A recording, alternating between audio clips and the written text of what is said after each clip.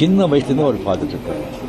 அவர் CM ஆனதில் எனக்கு என்ன போகிறாங்க, அது இன்னும் இவ்வளோ சின்ன வயசுல 52 வயசுல எம்ஜிஆர் என்டிஆர் சாதனை பண்ணுறதை விட அதை விட ஜாஸ்தி. கம்ப்ளீட்டாக சென்டர் பிஜேபி எவ்வளோ பெரிய பவர்ஃபுல் சென்டர்.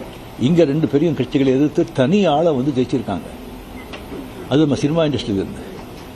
எனக்கு அது பொறாமை இல்லை, ஒரு ஆச்சரியம் கலந்த ஒரு சந்தோஷம். அடே யார் அப்ரிஷியேஷன், சூப்பர். ஸோ அந்த பொறாமையும் இல்லை. விஜய் அவர்களுக்கு வந்து நிறைய எதிர்பார்ப்புகள் இருக்குது ஜனங்க மத்தியில்.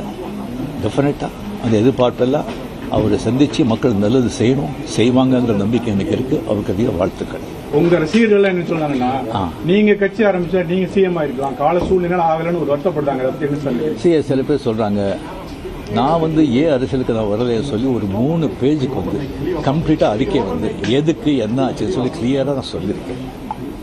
அது தெரிஞ்ச பிறகு அவங்க சொல்றாங்க சொன்னா அந்த ஆத்தங்கள் இருக்கும், இல்லை சொல்ல வரல. அது தெரிஞ்ச பிறகும் வரலன்னு சொன்னாங்கன்னா எனக்கு வந்து ஒன்றும் சொல்ல தெரியல. இனிமே உங்க ரசிகர்களை கட்டமைக்கிறதுல என்ன மாதிரி நான் முதலியே சொல்லியாச்சு, அவங்க எந்தெந்த பார்ட்டி எந்தெந்த விஷயம் பண்றீங்களோ அதை நீங்க தாராளமாக நீங்க போங்க அப்படின்னு முதலியே நான் சொல்லியாச்சு. எத்தனை மாட்டி நான் சொல்றேன், நீங்களே சொல்லுங்க. ஆக்ட் பண்றாங்களே சொன்னா அரசியல் வேற, ஆக்ட் பண்றது வேற. ஆக்டிங் சொன்னா ஹெல்த் வந்து எப்போ இதாவது ஆக்ட் பண்ணலாம், நீங்க வரலாம். அப்படியே அதை பாதிச்ச கூட ஒரு பொலிட்டிக்கல் பாதிப்பாங்க. அரசியல் விஷயம் பெரிய ரெஸ்பான்சிபிலிட்டி. கோடி மக்கள் அவ்வளவு ஈஸி இல்லை. இப்போ நேற்று கமல் சார் வந்து சந்திச்சு 6 கோரிக்கை விட்டுருக்காரு திரையுலகத்தை பத்தி.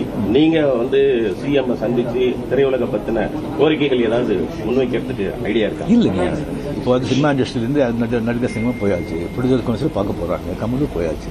மறுபடியும் வந்து சும்மா சம்பிரதாயிகமான போய் பார்க்கறதுக்கு எனக்கு பிடிக்காது. முதல் முறையாக ஆட்சிக்கு வந்திருக்கக்கூடிய விஜய் அவர்களுக்கு உங்களுடைய அறிவுரை ஆலோசனை என்ன? எதிர்பார்ப்பு ரொம்ப ஜாஸ்தியாக இருக்குங்க. அது டெஃபினட்டாக அது பூர்த்தி செய்வாங்க நம்பிக்கை எனக்கு இருக்குது. பட் ஒன்று மக்கள் நம்ம வந்துட்டு ஒரு 2 வருஷம் அவரை விட்டுருணும், 2 வருஷம் விட்டுருணும். இன்னொன்று வந்து அவருடைய தொண்டர்களாகட்டும் ரசிகர்களாகட்டும் ஜாகிரதையாக வந்து நடந்துக்கணும். இந்த சென்ஸ் அவர் என்ன தப்பு பண்ணால் கூட அது ஸ்ட்ரைட்டாக விஜய்க்கு தான் பாதிக்கும் அப்படிங்கிறத அவங்க மனசில் வச்சுக்கணும்.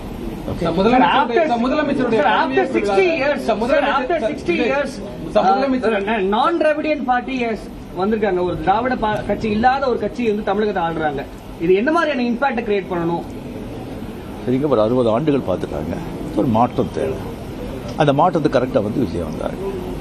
அது வரும்போது கம்ப்ளீட்டாக சினிமா புகழ் 100% சினிமா புகழ் வந்து அவ்வளோ வந்து அவர் கை கொடுத்துருக்கு. இளைஞர்கள், லேடிஸு அண்ட் சோசியல் மீடியா அது நல்ல ஒர்க் ஆகிடும். ஓகே, ஏற்கனவே முதலமைச்சருடைய பதவியேற்பு விழாவில் நீங்க சிறப்பு விருந்தினராக கலந்துக்கிறீங்க. விஜய் பதவியேற்கும் போது உங்களுக்கு அழைப்பு வந்துச்சா? நீங்க கலந்து கொள்ளாத போது அது ஒரு சமூக வலைதளங்களில் சில கருத்துக்களை முன் வச்சிருந்தாங்க. முதலமைச்சர் அந்த ஏற்பு விழா ஸ்வேரிங் எதுல கலந்துருக்கேன் நான்?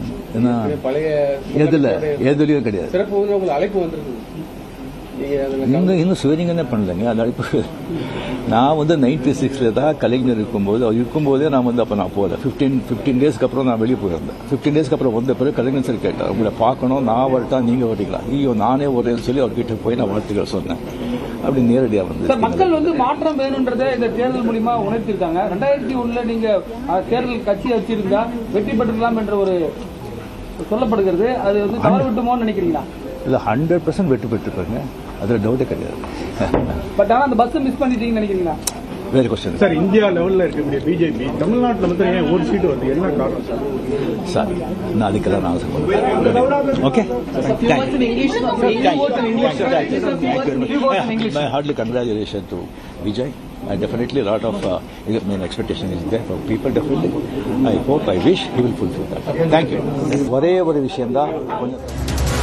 தேர்தல் முடிவுகளுக்கு பிறகு திமுக தலைவரை சந்தித்தது தொடங்கி பல்வேறு விமர்சனங்களுக்கு தற்போது ரஜினிகாந்த் தன்னுடைய விளக்கத்தை வழங்கியிருக்கிறார் செய்தியாளர்கள் சந்திப்பில். இதுகுறித்து சிறப்பு நேரலையில் பார்க்க இருக்கிறோம் ஒரு சிறிய இடைவேளைக்கு பிறகு.